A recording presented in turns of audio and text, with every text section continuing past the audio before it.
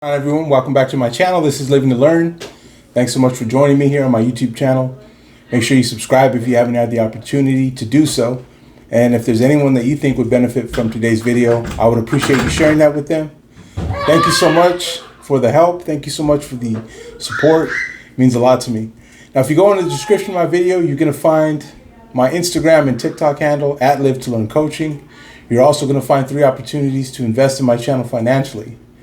What that's going to do for me is just enable me to continue to do what I do on a weekly basis. It's not something you have to do, but if you would like to, there's an option there.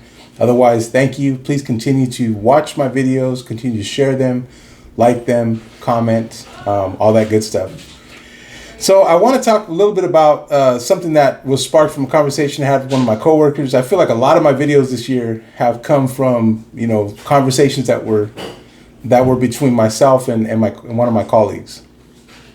But it kind of brought me back to one of my original intents in getting into life coaching. I remember, and I think I've shared the story on other videos, I remember I had a coworker at an old job who had gone to school, he'd gotten his degree and something totally different than what we were doing.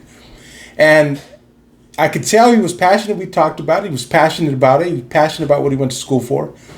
And then I asked him just a simple question. I said, hey man, why don't you go look for a job in that field? Like, what are you doing here?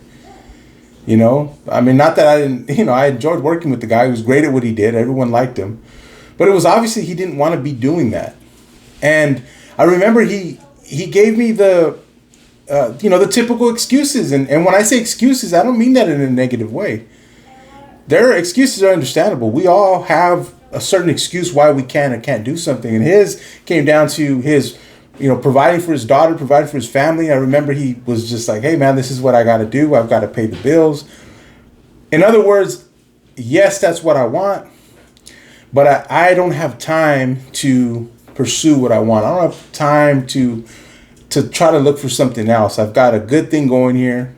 No, it's not what I want. It's not exactly where I want to be, but it's what I have. And see, that is one of the things that it got the wheels turning in my mind. Because at that time in my own life, I was looking for something else. I was like, where else can I go? Where can I flourish? Where's a good career? What's a good career for me? And this is even before I began to entertain the thought of going into business for myself, which eventually that started me on the path that I'm on now. That helped me get down those first steps, right? And I was kind of in the same boat. And I remember just thinking, there's got to be a way. There's got to be a way. Lo and behold, I ended up figuring it out. I got my introduction into sales. I got my first sales job, and that got me out of the current industry that I had been in. And that gave me a new opportunity. I began to learn a lot of new things. I met a lot of different people. I started to learn a lot of different ideas. And now what you see on YouTube is a result of a combination of all these things happening. But one of the things that I always wanted to be able to go back and do, if I was to describe an ideal client, it would be that individual that I'm talking about.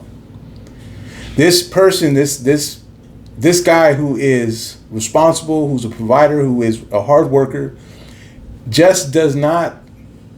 is just not fulfilled in his career. Just doesn't feel like this is it for me. Yes, it pays the bills, but it's not what I want.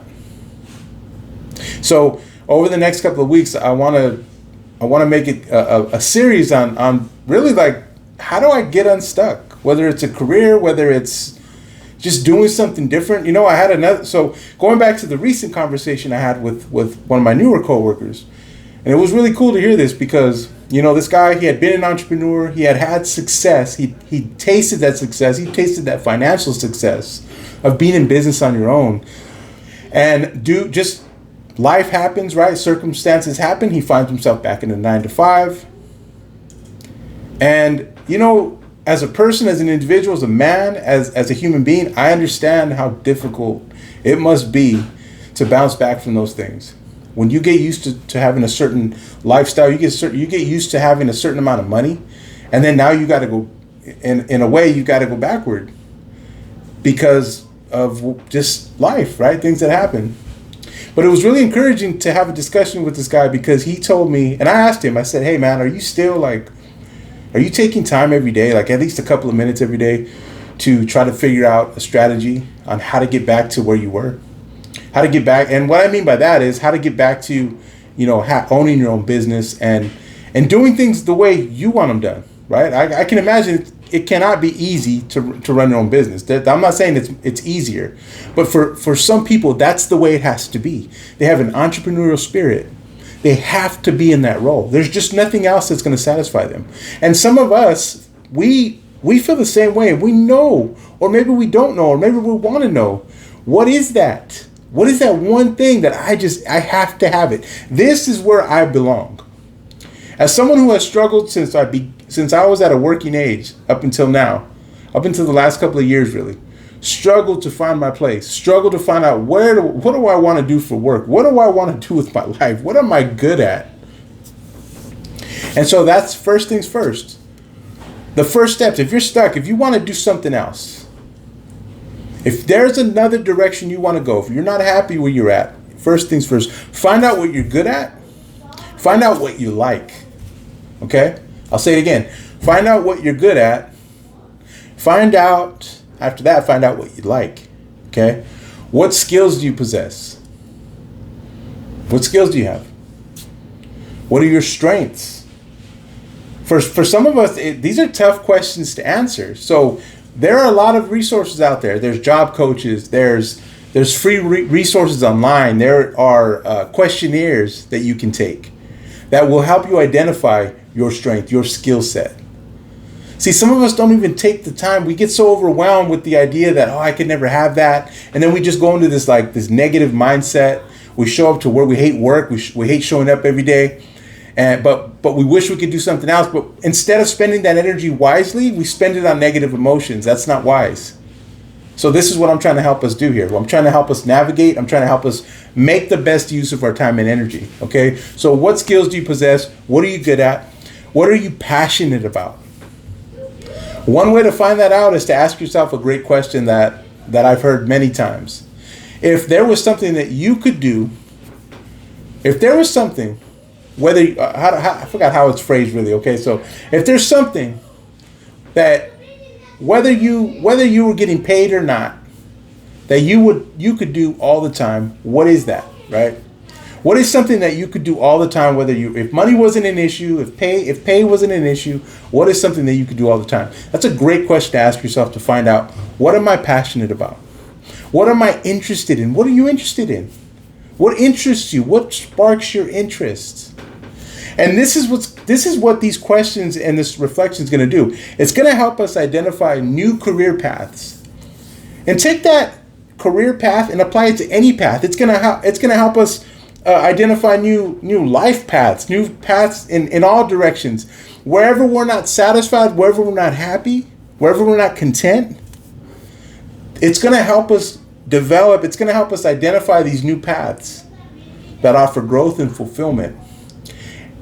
And you can't tell me that there's not a human being out there, there's always an exception to the rule, of course, that isn't interested in growth and fulfillment. Now, that's not to say we're all interested in doing what needs to be done to achieve growth and fulfillment. That's a whole nother story. That's between you and yourself. That's between me, myself, and I. I have to make that decision. Because obviously this is going to be difficult. Obviously this isn't going to be easy. But if you're not happy, if you're not content where you're at, whether it's a job, whether it's a relationship, doesn't matter where. If you're not content, if it's not fulfilling, then you need to reflect. We need to reflect, right? And specifically when it comes to jobs, so many people out there, so many of us are stuck out there. I remember my father, when I was younger, he told me straight out. I was a kid, man. I was probably like 12, 13 years old. He was like, son, I got a great job. It helps me provide for my family. But I can't stand my job. And you don't ever want to have a job that you don't like. Now, later on down the line, my father's attitude did change. He had this change in his life, right? Became a man of faith, became a Christ follower, and it changed his life. It changed our lives for the better. So shout out to my dad, because he he's a man's man, and I appreciate him, and I respect him for that. But if you're not happy, the bottom line is this: if you're not happy, there's actually something that you can do about it. That is the one thing you cannot. Don't let that leave your mind. Don't ever tell yourself there's nothing I can do about this. There's always something that we can do about this. Whether or not we're going to do it, it's up to us, right? So if you're stuck, especially in a job, what are your strengths? What are your skills? What do you like? What are you good at? What are you passionate about? What are you interested in? And then you start to seek out things that are going to put you in alignment with those things, okay? That are going to help you, that are going to offer growth and fulfillment for you, for your contentment. We only get one life. We only get one life. And one day it's going to be over for all of us. So we might as well get going. Like my mother told me this one time, hey, 2 weeks, 2 months, 2 years, the time's going to pass whether you do something or not. So you might as well do something. So think about it. And I hope this has helped. I hope it's been encouraging to you. And I hope you'll share it with someone who you feel might benefit from it. So thanks so much for watching. Have a great day.